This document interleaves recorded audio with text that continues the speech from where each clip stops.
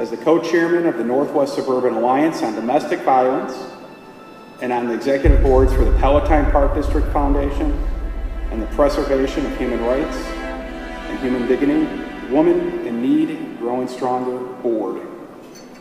He's a native of Mount Prospect. He attended St. Viator High School, my alma mater as well. Very active in the St. Viator Business Forum as well. Thank you, Senator. He is an alumnus of the University of Iowa, graduated from John Marshall Law School, attorney number 4 today.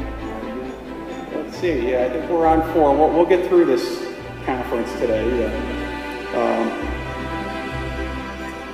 Currently, Senator Murphy is also a practicing attorney with the law firm of Brian J. McManus and Associates in Chicago. He and his wife, Julie, reside with 4 children, Aaron, Molly, Kevin, and Colleen in Palatine, and the 27th District that includes the communities of Arlington Heights, Barrington, Des Plaines, Hoffman Estates, Inverness, Mount Prospect, Palatine, Prospect Heights, and Raleigh Meadows. I think he has a little bit of a smile on his face given the change of party in our recent governor's election. And it's my pleasure to introduce Senator Matt Murphy. Thank you. Well, thank you very much, Greg. I appreciate the invitation. Number one, I appreciate that warm welcome. Yeah, I love the bio. I mean, you can't beat the bio. You never want to rush somebody reading the bio that you had people who work for you put together to make you look really, really important. You just don't want to rush that. So I appreciate you taking your time on that. In my business, the sense of self-importance comes with the title, and so I didn't want to rush that. But there are always kind of some fascinating things in the bio, and it's been a few years since we did the Rod Blagojevich Tribunal. That was really a fascinating process to go through, and I'm happy to talk about it afterward with anybody who would like to touch on that a little bit more. It's not terribly current, and I'll try and focus on where we are now. I am from the government. I'm here to help. I'm hoping, as Greg indicated, that we are in a better position to do that today than we were 2 weeks ago before Governor Romero took the oath of office. What I want to try and do today is walk through Springfield, our budget a little bit, some of the big issues. I promise I will end this on a positive note, and I say that because if the polling is accurate, half of you are already planning on leaving here, and I don't want to accelerate your departure. So stick through the whole program. I promise there's good news at the end.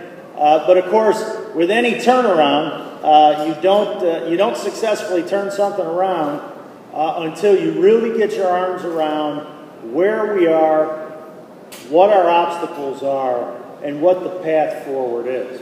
And we've tried 12 years of one-party rule where taxes went up, spending went up, job creation went down, debt went up, our bond rating sunk to the lowest in the country. So I'm really excited to have this sort of shared governance. Being in the superminority for 6 of my 8 years in the Illinois Senate, I kind of feel like that day that I enlisted my high school age brother to walk me to grade school because there was a junior high kid picking on me. So, now that we've got Governor Romero, I got my big brother on the 2nd floor in the Capitol if the Democrats want to pick on me anymore. So, a little bit of wind in the sails. But again, we do have some really difficult challenges. And for Bruce, he comes in November 5th, gets sworn in January 12th. You effectively have about 2 months. You got about 1,000 people to hire. You have to diagnose and fully understand the depths of the problem. You're coming in the middle of a fiscal year. So there was a budget passed last May and signed by the governor where Governor Quinn administered that budget for the first half of the year. So you're coming in now, and this may come as a shock to those of you who follow this even remotely closely, but Governor Quinn wasn't terribly involved or gracious during the transition. So getting information for the new administration was difficult. But again, he's the governor for the first half of the fiscal year. So Bruce has got to come in, he's got to figure out where the bodies are buried. He's got to know in the middle of this fiscal year how much of the year's worth of money did Governor Quinn spend in the first half of the year. The budget we knew was gimmicked up, to say the least. But what we didn't really know thoroughly was just how much of the money did the past administration spend in the first half of the year, and just how large a steaming pile was left. So, again, I promise I will finish this on a positive note. But here is a little bit of where we are, and let me know if any of this sounds familiar. Illinois is not living up to its potential.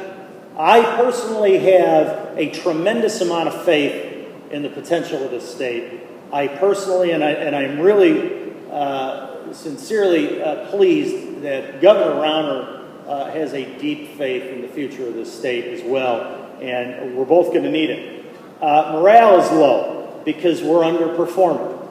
We have seen opportunity in this state systematically crushed by failed policies for a long time, and you can't hide outcomes like that from the people.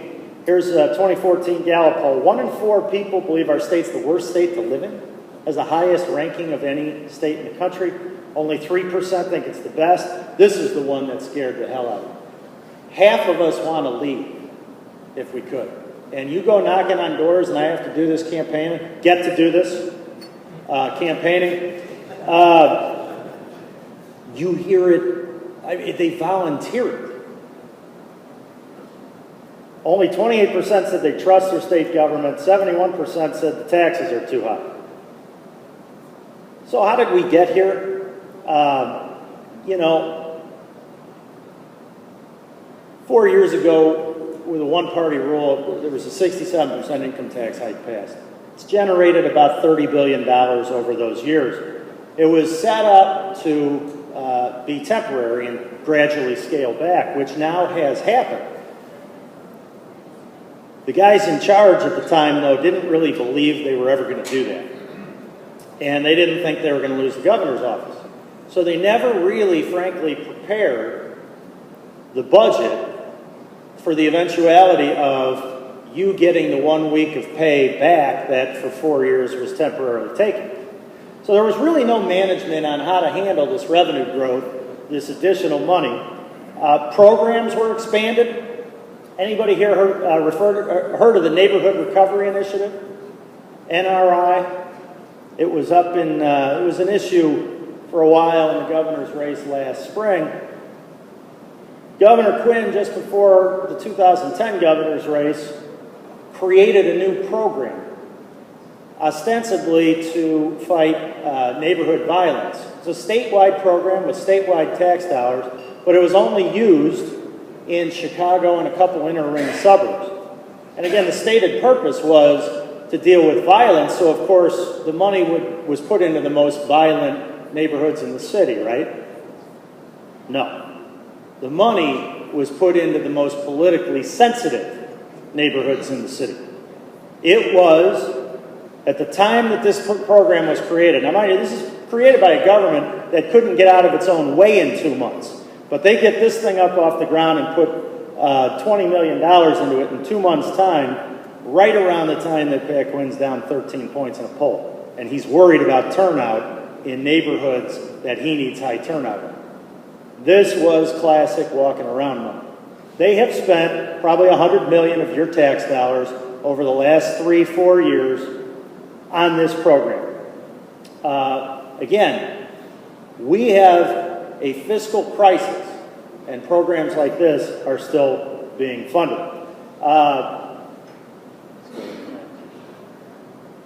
That's somewhat emblematic of our budget situation. I want to just do a little bit of a background on our budget, because I think you're going to see a lot of conversation now that the Springfield session is about to start. Our budget is due to be passed by the end of May. the governor is going to come out, and he has an obligation, the governor does under law, to give a budget address. So the process starts with the governor throwing out the first salvo and proposing a budget. He will do that February 18th. He's required to do that with revenue streams as they are under current law, meaning the 5% income tax that rolled back to 3.75 on January 1, for purposes of his budget address, is gone. So he has the 3.75 revenue stream, he has the sales tax as it is. That's the money that he has to push a budget proposal together for February 18th. Now, remember what I said too. He comes in November 5th, gets elected, gets sworn in January 12th. It is an incredibly daunting task to get your arms around the depth of these problems and then put your solution out for the waiting allies on the other side of the aisle who have run the legislature for all these years, who are eager to see him succeed, as they have said. So he's got to do that February 18th. Once he puts his budget proposal out, then the legislature goes through the appropriations process. We have hearings. The agencies come from the governor's office to explain the budget. And by the end of May, typically, the legislature passes a budget, and then the governor has the summer to determine whether he wants to sign it. Fiscal year starts July 1, though, so typically, if there are fireworks, they are before July 1, so you don't have the dreaded government shutdown. So with that sort of scheduling backdrop, where does the state get its GRF money? GRF, General Revenue Fund, which is our regular checkbook, about $35.35 billion in that fund. So where does the money come from? Well, a little over half of it is income tax, almost a quarter is sales tax. You have federal money for Medicaid match. How many people remember that the lottery was going to solve all of the education problems? That's pretty low. I think that was sold in the 80s, and I still hear about it probably once a month. So just for some context, we'll spend, between property tax money, state revenue, and federal money, we'll spend $30 billion on K through 12 this year statewide. Look at how much we get from the lottery, $682 million. So this is an important lesson for people. Don't be overzealous in selling something as a comprehensive solution if it has no chance at all of being a comprehensive solution, because they will never forget. And you will have zero credibility the next time you try and sell something. So this is the breakdown. This is where we get the money from. Cigarette tax, really not a lot of money. The riverboats, again, not a lot of money. Utility tax, income tax and sales are really where the money is in the federal match. So where do we spend it? So we're about 35 plus billion. Agency appropriations. Look at that pension contribution. That's only one piece of it, too. We're spending actually a little more than 20% of our general revenue fund on pensions. Most states, now, and mind you, that's with record high revenues from the tax increase, and it's still 20+% for the most part. Most states are between 5 and 8. So you cut, we're trying to come up with money to fill a budget hole. If 6.2 billion were 3 billion, 3.2 billion goes a long way. It's about 10% of the money that we are above what most states are. So this pension problem, Governor Quinn was right on this. I don't know if any of you remember, he created Squeezy the Python.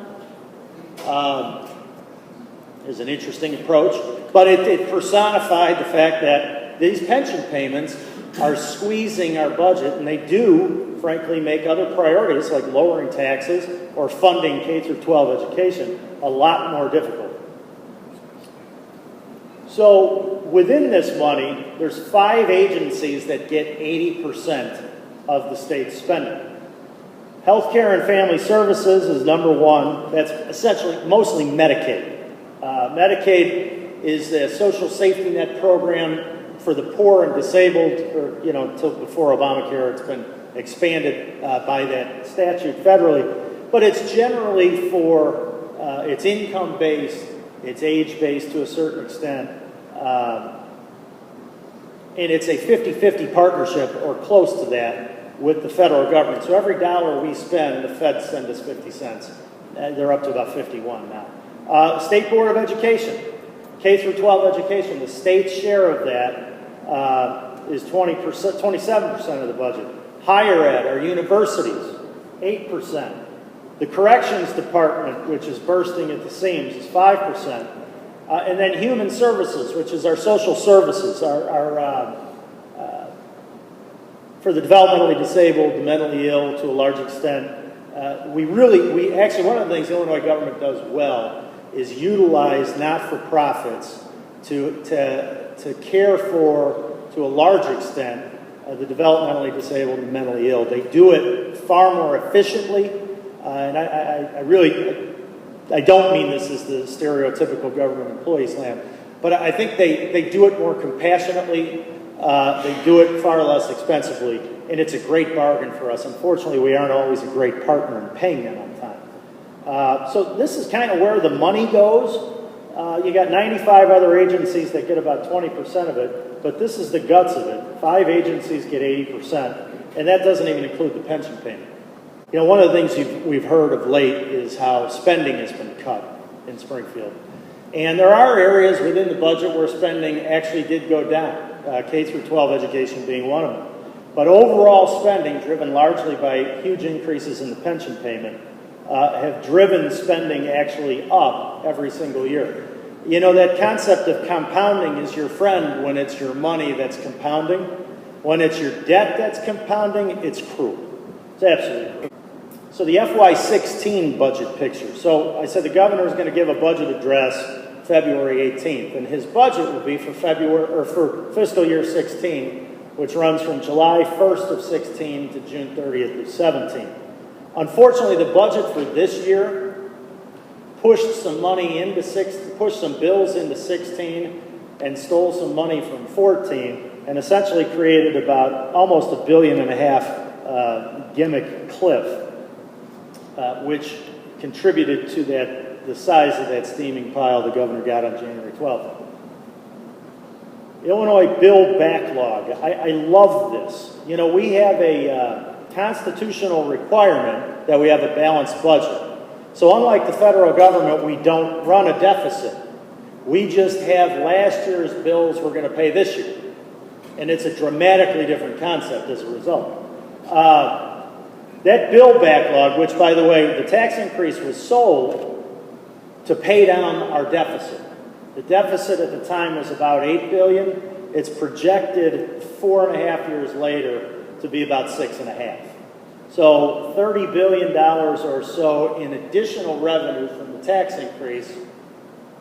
The deficit that it was targeted to pay goes down by about 2.5. I was a pretty harsh critic of that tax increase at the time, in large part because I felt like it was going to compromise growth in our state. I felt like it was going to hurt people's opportunity to get the best job that they can get in our state. And in fact, for 2000, we passed it. They passed it. I didn't vote for it. They passed it in January of 2011.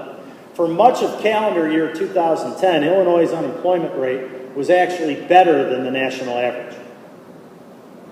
The tax increase, 67%, passes January of 11. And for calendar year 11, Illinois saw the largest spike in unemployment of any state in the country. We're going to have a real serious conversation about tax policy and job growth policy in this state, thanks to the fact that we have Bruce Rauner as our governor.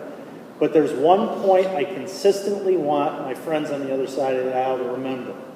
I appreciate that we have priorities that we need to fund, and that you have to charge taxes to have the revenue to fund your priorities. I get it.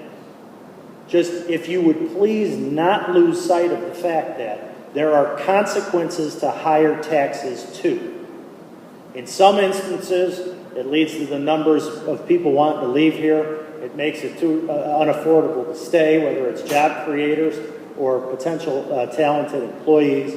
For some people, it's pricing, the fact that the job that they could get isn't there, and they have to settle for one that they're in that maybe they don't like. Or just not having the chance to get the job at all. There are consequences to this, and in this conversation that's coming, I sincerely hope that that balance is considered and the ramifications on both sides are considered. But we were sold a lot with the last tax increase. They said we were going to pay off the old bills. I'll just explain how we did. And they said that it would generate jobs, but it didn't. And they said that it would improve our credit rating, which was downgraded 5 times after the tax increase. So let's talk a little about jobs. Where are we? This just frosts me.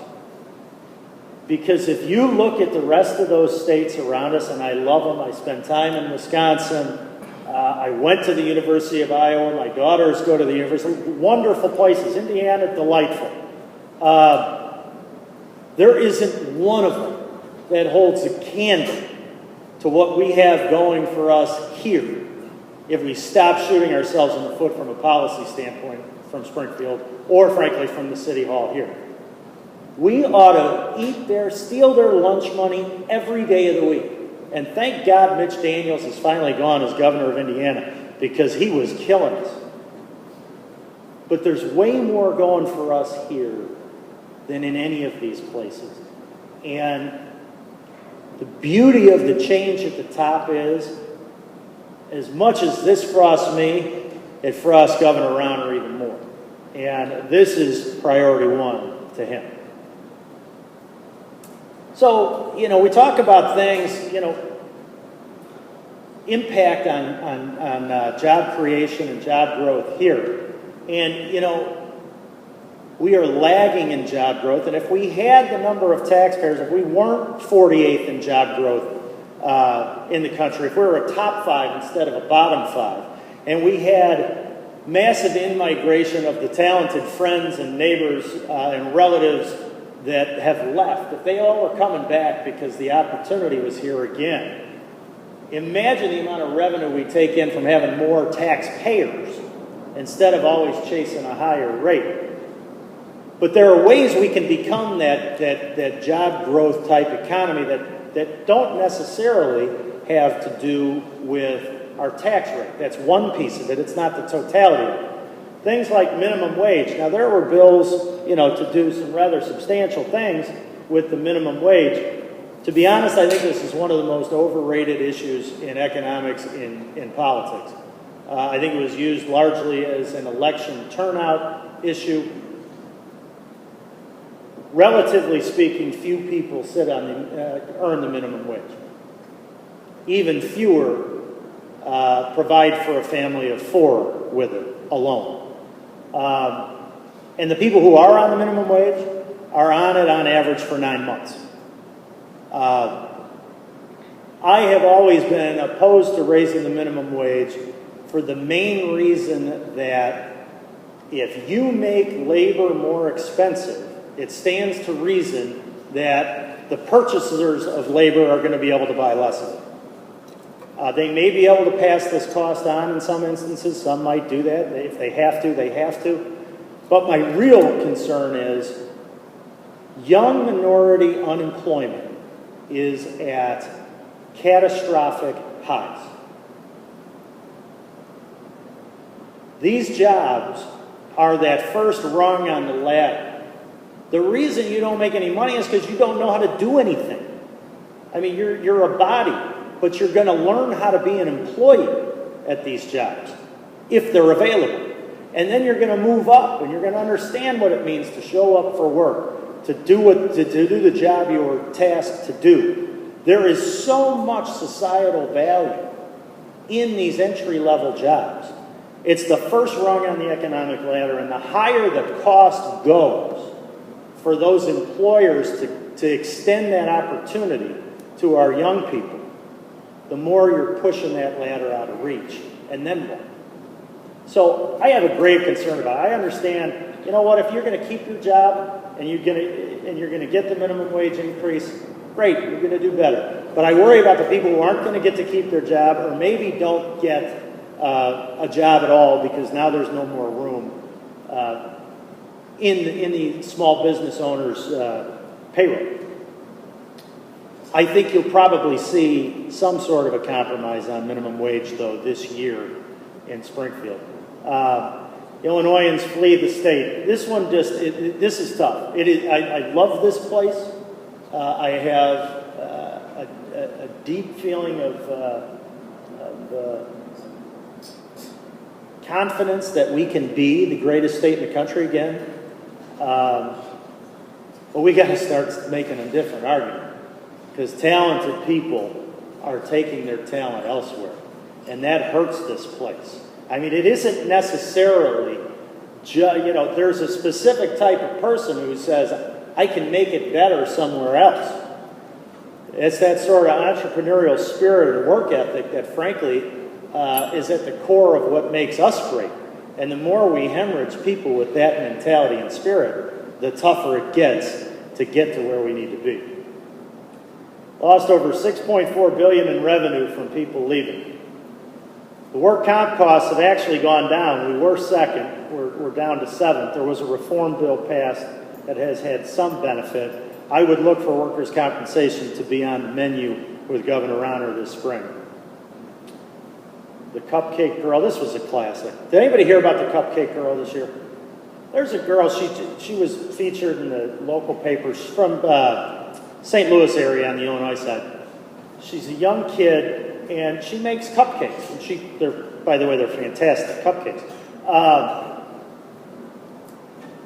And a local health department was going to shut her down. I mean, this is the equivalent of the lemonade stand at the end of the driveway. This is a young girl who's got some talent and is working. She brings these to the school so that the school and the church can auction them off and they can make some money. It's a fundraiser. The local health department down in Madison County was shutting her down, and the legislature was going to come to her rescue. They passed a bill out of the House that would actually say, under certain thresholds, it's okay for kids to actually, develop an entrepreneurial spirit. The bill gets over to the Senate, and a hostile sponsor hijacks it and wanted her to have to pay a $200 licensure fee and get an 8-hour class. And for a while, the governor, Quinn, he had made a big fuss about how he was going to help her, and then he was going to go along with this new Senate version. Finally, there was a sufficient revolt to push back on this, and some sanity was restored. And we were actually able to pass this thing that allowed her to continue to do this type of thing without being harassed by the local health department. But this was instructive, though, and I go back to Mitch Daniels on this, because I've heard Mitch Daniels speak a number of times, and one of the things he said right off the bat when he came in was, I want to improve the net worth of every Hoosier. That's the goal of the administration. And I want the people working in my administration to share that goal. And so when somebody proposes to come and do business in Indiana, I want you, whatever department you're in that they need to deal with, I want you to view them as a partner to make Indiana better and do whatever you can to expedite their process of getting up and running and hiring people from Indiana. And you juxtapose that with what has been the prevailing mindset of Illinois government, which has been, you want to do business here in Illinois? Why?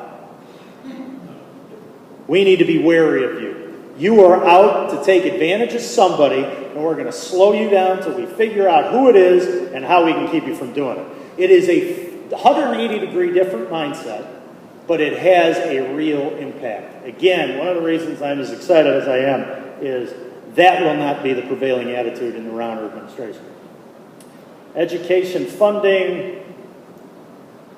I really want to spend a lot of time on questions if you guys have them. So I might go through this a little bit. Here's a little bit about the state's portion of education funding has gone down. But again, $30 billion a year in local property taxes, state taxes, and federal revenue to K through 12. In 1994, it was 11. So, anybody here heard the notion that we shortchange education, we don't fund education? $30 billion is the fourth highest in the country. It's gone up $1 billion a year, every year for a generation. And the test scores? This is a room I might need to explain the concept of return on investment in. So with return on investment, no, $1 billion a year for a generation and you get nothing in terms of improved test scores. I think we need to look in part at how we're spending money in education, not just how much. And don't just judge success in public education with how much more money you put into it than you did the year before. Senate Bill 16 was a fight. There will probably be another one, reshuffling the state's funding formula and where the money goes. So what we learned when Speaker Madigan accused the suburbs of getting a free lunch was that, in fact, Chicago gets a free lunch. If you look at where the money from K through 12 education from the state goes, Chicago gets about $700 million more per year than their proportional number of students would suggest from the state. Downstate schools bear a large brunt of this because they aren't as property tax rich as the suburbs. So a downstate senator this year proposed that we would change the formula so the downstate schools could get their money, but the downstate senator knew that he did not want to poke Chicago in the eye, so he said, we will go after the rich suburbs. Now, mind you, we already pay extremely high property taxes to fund the vast majority of our suburban schools. We were at that time paying 67% more in income taxes and already really not getting very much back from the state for all we sent down there. And I think most suburbanites were okay with being donor communities. But then they come up with this reform bill where they say, the little we give you, we're going to take 80% of that away from you. So you can either cut your school's funding or you can raise your property taxes, but thanks for playing. So we were able to push back on that, and I think education funding reform will stay on the radar, but it's going to be a thorny problem because, as we all know, the Chicago public school system is already in dire financial condition, and cutting them by hundreds of millions of dollars more is going to be very difficult to do, even though they are getting more than their proportional share. Medicaid funding. So Medicaid, again, partnership with the federal government. This is health care for the poor and disabled. Costs currently $4,000 in tax dollars for every family of 4 in Illinois. And you can see from FY03 to FY15 just how much this has soared. Governor Blagojevich started with the notion of he really didn't want to kick anybody off. He wanted to create, this is an eternal irony to me, but I think he wanted to run for president.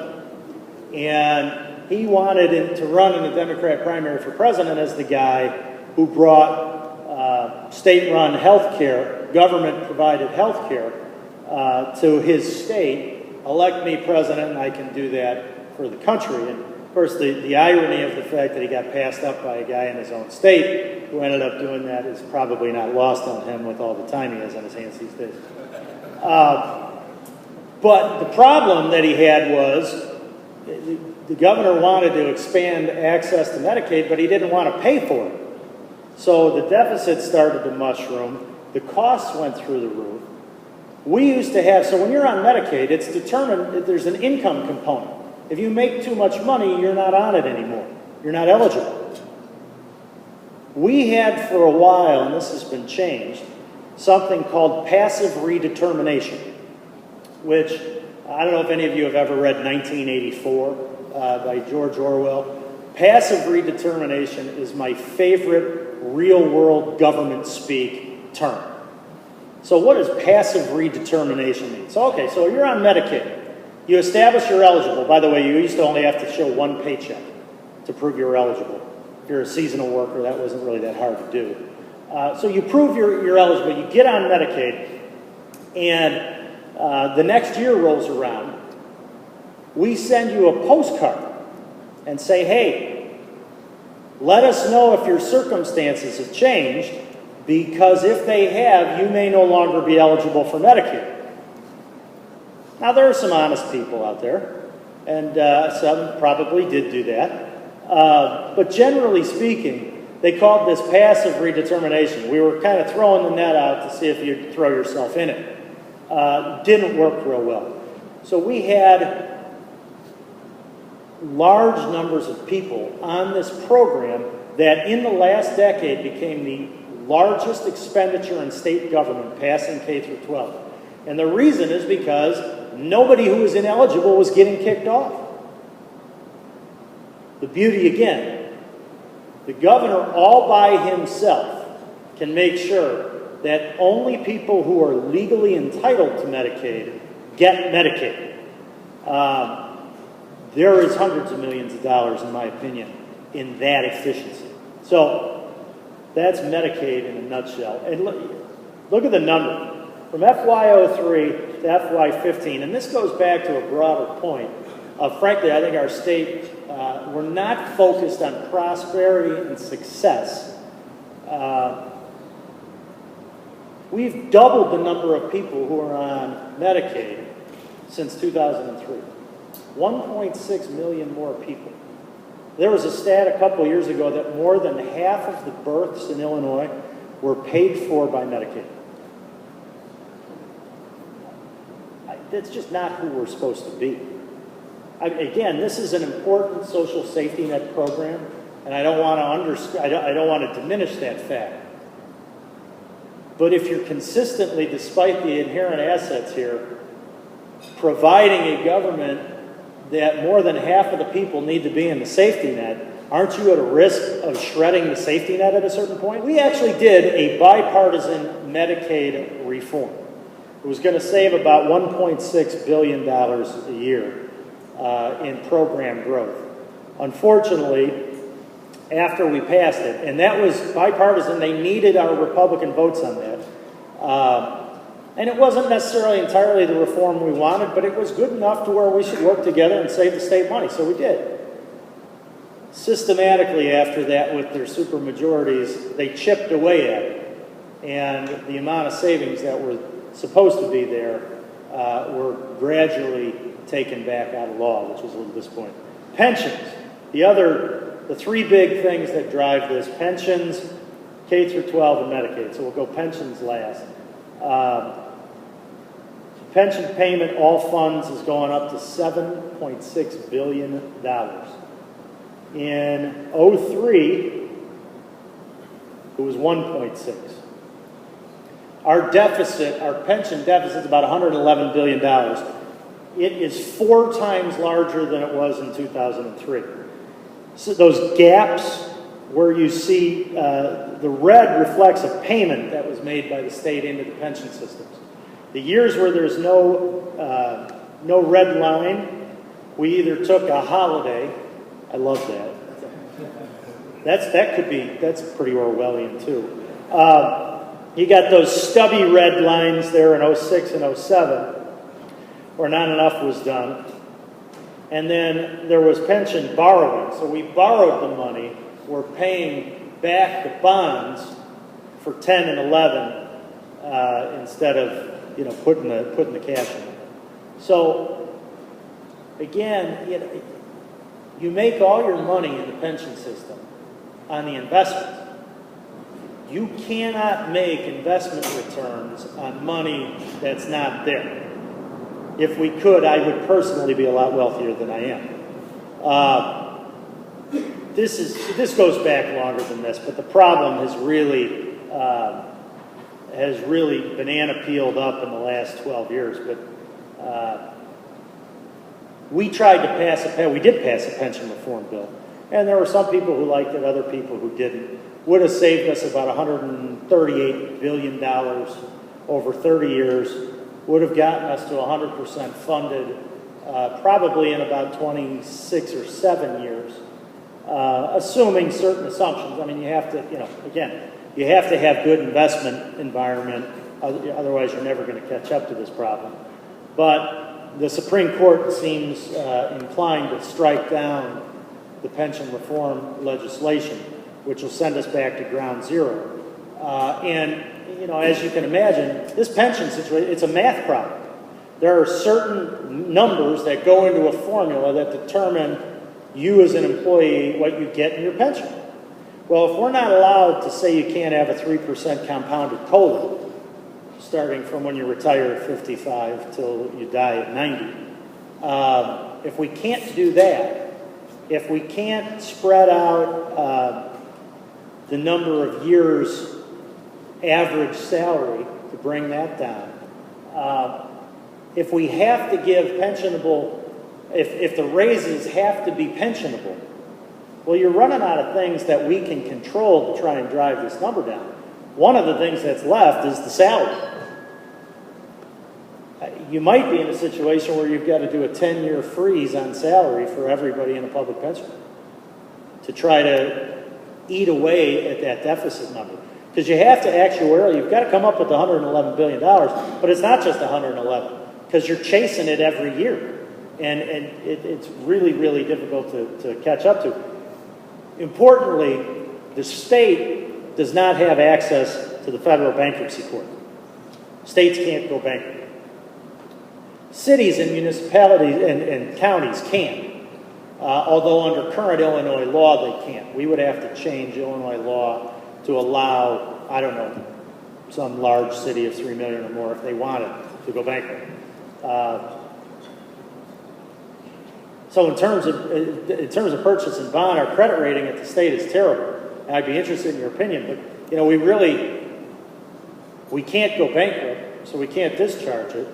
We really can't afford to have the spigot cut off. We need the flexibility of the borrowing here and there, so we can't afford to not pay the bondholders back. I would, you know, and you get a better return because of the credit rating. Maybe people ought to invest in Illinois bonds. But that's why I do what I do, and you do what you do. When I say that I think Illinois has the potential to be the greatest state in the country, where does that come from? If you look at the inherent advantages we have, and I'm not talking about stuff government does or doesn't do or whatnot. This is the greatest city in the Midwest at a minimum. It is an incredibly diverse economic city.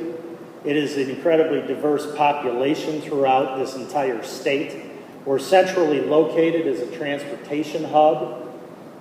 We have universities. If you look at the U.S. News and World Report university rankings, Northwestern, University of Chicago, University of Illinois. I mean, you've got talent here, the Argonnes, the Fermi Labs, the work ethic and caliber of the people who live here. The U.S. Chamber of Commerce ranks highly Illinois employees. People want to hire us for that work ethic and Midwestern values. We have, and just the diversity of our economy. You've got, the financial markets up here. You've got the ag belt, some of the best agricultural soil in North America throughout central Illinois. We're fracking now in southern Illinois. There is an opportunity to get natural resources in an area that has been completely left behind otherwise economically. There is so much here. And if you set side by side what we have compared to any state in the region, I always say, other than the dunes, what does Indiana have that isn't better here, other than the fact that they've gotten policy right from their state capital and Illinois hasn't? That's a big if. That's right up there with, other than that, Mrs. Lincoln, how is the play? But there's a chance now. There's a real chance. We've got a leader in the governor's office. I have been incredibly impressed in the time that I've worked with him. I've known him for a number of years, but watching him go through this transition and watching him start to take the reins, this is an incredibly intelligent man. He works harder than about anybody I know. And importantly, he has really good interpersonal skills, one-on-one, which are going to be helpful because relationships across the aisle, because the Democrats still have super majorities, veto-proof majorities in both chambers of the legislature. So he's going to have to be the salesman he says he is to get a lot of this done. But he can fix a lot on his own, and I think he can fix a lot by effectively using the bully pulpit. For those who are eager or on the verge of giving up on Illinois, I would just ask you to please give them a chance and stick around, because the state needs you, and we'd love to see you be a part of a turnaround that we're all really excited is around the corner. So with that, I would love to take any questions you guys have, unless I have filibustered you all to sleep. Yes? Senator Murphy, is there any, it seems to be like cutting the expenses may be a problem. Just focusing on tax hikes, is that service tax still on there? What taxes can we expect going in the future? Well, expanding the sales tax on services. I'm not, did anybody hear the question? I'll repeat the question, sorry. Yeah, recognizing where the money gets spent that the state takes in and the deficits that we're running, doesn't look like a lot of meaningful spending cuts are coming. What taxes might be on the agenda, including a services tax? So, you know, in Illinois we have a sales tax on goods but not services. And there has been talk about expanding that sales tax to services, much to the dismay of the entire panel. Some have even talked about taxing legal services, which is an abomination. So my sense is, you know, Bruce Rauner has a really, really difficult challenge in this respect. We're currently just imploding budget-wise. And nothing was done in the last, frankly, 12 years to prepare us for this point. This fiscal year is a disaster between now and June 30th, and it's going to get tougher the next one. So he's got two focuses. He's got to deal with the fire now. He's got to put this fire out now while training his eye on the long run, because he's down there as a change agent. He's down there to do things differently and question everything and produce a jobs climate and an economic environment that is a model for the country rather than what we have been. So he's got to strike the balance of getting out of this immediate fire economic crisis while making sure that whatever policies are implemented to do that don't dramatically curtail the opportunity to start to capture our full potential.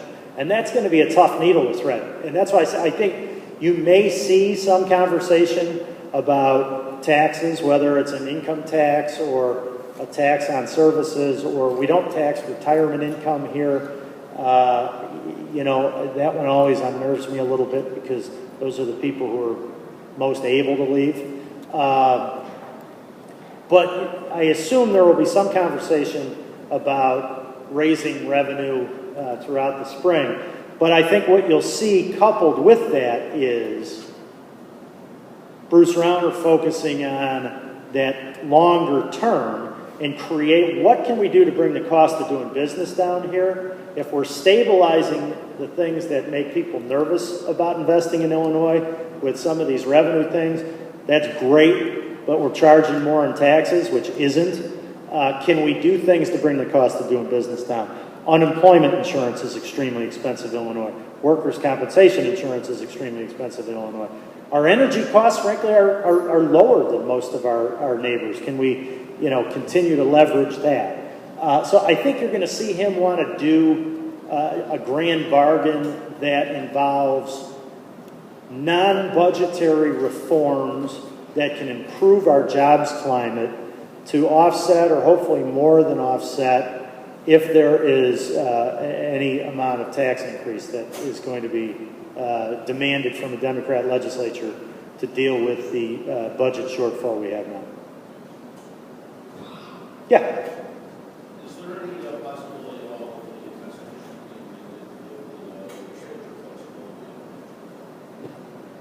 So the question, is there any possibility at all of the Constitution being amended for more flexibility with pensions? I think there is some potential on that. I don't think you would see that before the Supreme Court rules, but I think the Supreme Court is going to give us some indication this spring of where they're going. We passed a law in May of 2012 that said retirees are allowed to be charged something for health insurance. I mean, think about that for a second. The Supreme Court said you can't do that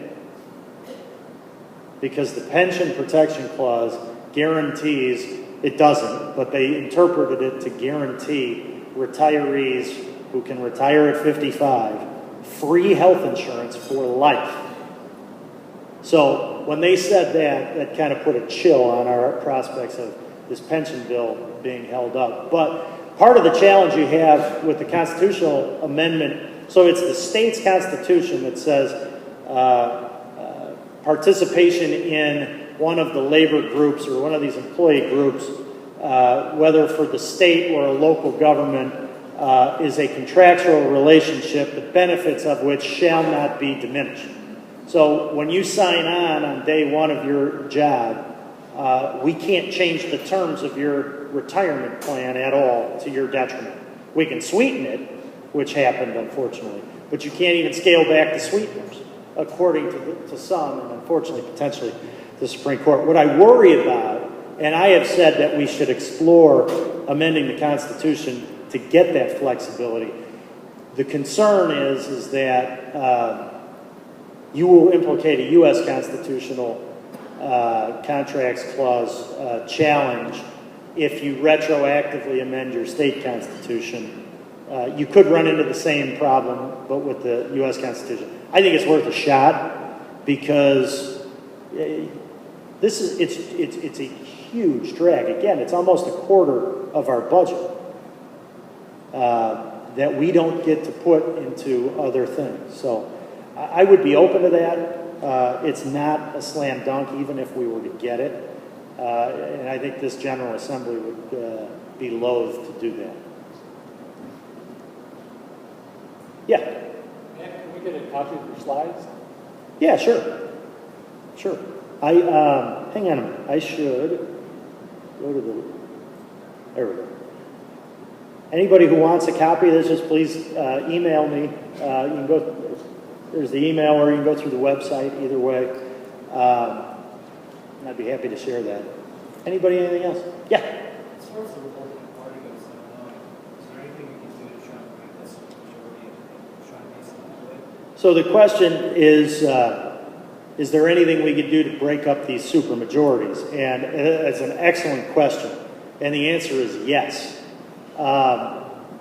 Amending the Constitution, like we just talked about for the pensions, is much more difficult in large part because you have to pass it through the legislature. We have supermajorities the way we do because of gerrymandering. Now, I have to temper my indignance at least a little bit because the reason that the U.S. House will be in my party's hands through 2022 is because of gerrymandering by Republicans in other states around the country. But being that we're on the short end of the stick here, it is a particularly troublesome development. And look, the gerrymandering in general is disrespectful to voters. And I think it produces worse government. I mean, they drew districts that, so there are 59 state Senate seats. In the first remap election, 2012, after we redrew the districts in 11, 30 of the 59 districts, so a majority, the Democrat candidate got 60% or more. In another, what was it? It was another 5 of them, the Democrat won by double digits. So you're one away from a supermajority just on a map. And now that was Obama's second election, which certainly helped. But you can amend the Constitution to take drawing those lines away from the legislature to a certain extent, to a very meaningful extent, would play some role, but nothing like it is now, by constitutional amendment. And that has been tried. You need to get about 600,000 or 700,000 signatures from around the state. Groups have made the effort to do that. By petition drive, you can get it on the ballot. States like Iowa have a more nonpartisan, computer-driven type of model. we could do that. If you did it, you would have much more competitive districts. The way they've got these districts now, so there were 19, now there are 20 Senate Republicans. The 19, basically for my district, what they did is they shaved more Democrat-leaning areas off of my district and gave me more Republican-leaning ones. So my district became more Republican. It's called packing. They pack Republicans into a district to make the ones around it easier to win. Well, what happens with that is, so my district now, theoretically, a Democrat could win my district in the right year with the right circumstances, but it's not really a competitive seat for a general election. So what happens is, you create a situation where people in these districts, the only way you can lose your seat is in a primary. So you create a disincentive to reach across the aisle to solve problems with the majority, because if you do that, you might get whacked for it in a primary. So it's another reason, other than the fact that it's utterly disrespectful of the voters to have the elected officials choose their voters instead of the other way around, which is what this does. In addition to that, I think it leads to a more divided government. So, but yeah, there should be a petition drive to get that on the ballot in 16. So anything anybody can do to help that cause. And I know term limits is a big issue, and I always file a constitutional amendment for term limits for legislative leaders. There's a leader in the Illinois General Assembly who's had that job for all but 2 years since I was in 7th grade, literally. And I think that's probably a little longer than anybody needs to do that. But really, if you really want to change the way Springfield operates, take the map drawing away and give us competitive districts as opposed to the term limits, because frankly, you get turnover other than the one example. Yes, sir. Given the current lack of political power of the government of the state, and seemingly voters of Illinois don't seem to think we have any problems in changing against heritage. In your opinion, how can Governor Romero be successful under that set of circumstances? Well, and the question is, how can Governor Romero be successful in an environment where the electorate appears to be sufficiently comfortable with the guys in the legislature to let them stay? Is that fair? First of all, I mean, the governorship in Illinois constitutionally is a very powerful one. It's kind of ironic, like Texas's governorship is borderline figureheadish. The lieutenant governor is actually a lot more powerful in Texas. But our governorship is really powerful. You're running these agencies. So like that Medicaid thing. You know, we were doing backflips when we did the Medicaid reform bill, because we knew they needed us, and we got in there that the governor had to hire a private vendor to scrub the rolls to make sure only eligible people were getting it. That was a huge win. Now he reneged on the whole thing. But if you have a governor who's committed to making sure that only eligible people are on there, you don't even need that stuff. So, I mean, that's a hundreds of millions of dollars savings just through administration. The other thing, and there's a lot of those, and there's a lot of boards and things that he has the ability to appoint that have an impact. But the bully pulpit, and he's unique in this regard because he doesn't just have the bully pulpit of the governorship, but I don't know if you know this, but he's got a bit of money.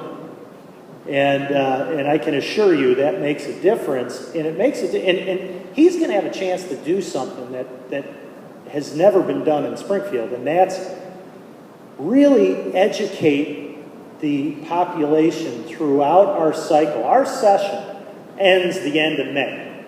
So we're going to have a real battle about the direction of this state, and if this grand bargain can be struck or not. I don't know whether Speaker Madigan and Senate President Cullerton genuinely want to see him succeed yet. I hope they do. I have got no indication that they don't. We'll find out soon enough. Actions speak louder than words. But nobody follows this. You know, to the extent people have time to follow politics, they follow the federal government. You know, the Rahm Emanuel show is always entertaining around it. You know, and maybe your local town a little bit.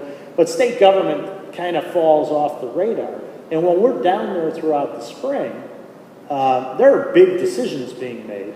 And to the extent that they're made outside of the scrutiny of the people, because the people just are a little distracted, they're a lot less likely to be the best outcome. And he's going to have the opportunity to almost treat this session like a campaign and spend money to educate people. Hey, listen, I know you're distracted, but I just want you to know what I'm trying to do down here. Here's what we're trying to do. Here's what Representative so-and-so is standing in the way of. And hey, could you give him a call and let him know that you're with me on this one?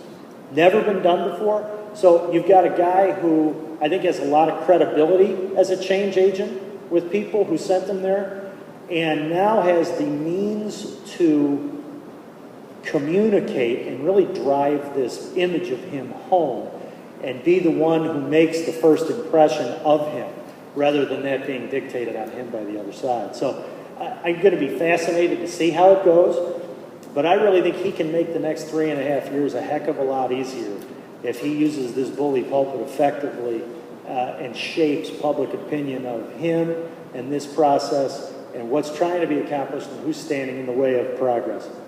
So I'm excited to see it. Yeah? A lot of companies dealing with pension and not allowing new employees to have pension and going to a 401k. Is that something the state can do or not? The state could do that. So we can do just about anything going forward, for new employees. And in fact, we did pass a pretty meaningful pension reform bill for new hires that went into effect January 1 of 2011. And it is saving a lot of money compared to the old one. It's still a defined benefit plan. One of the problems we have is a lot of these public employees are not in Social Security. The federal government will require you to provide, for anybody who's not in Social Security, they are deemed to require you to offer a benefit at least as, I don't know if rich is the right word, but of comparable value to Social Security.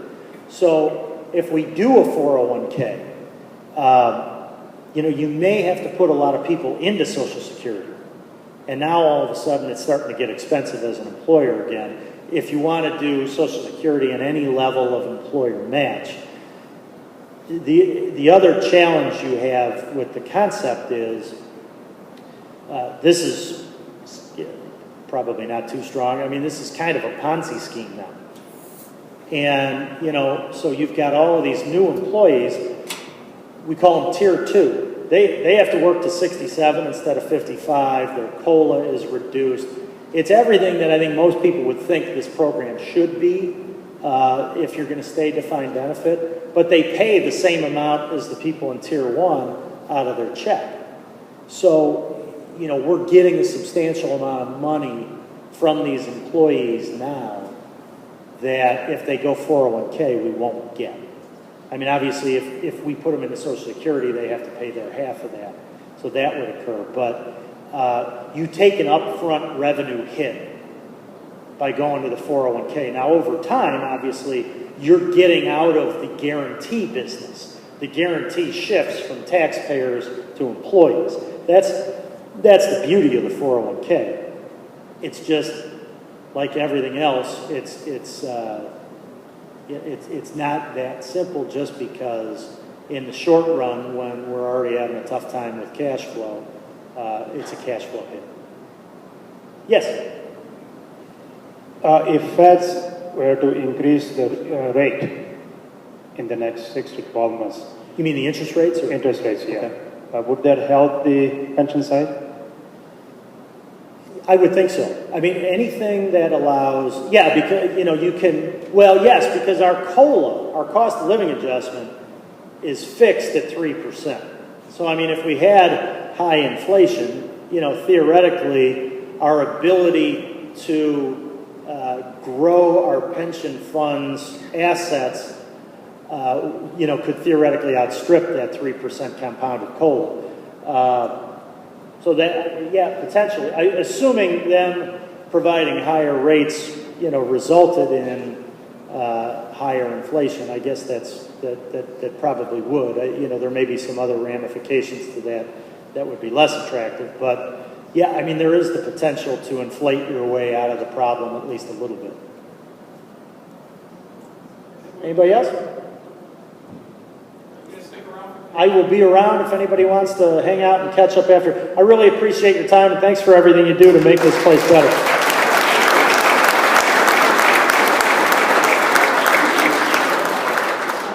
Thank you, Senator Murphy. That was very informative.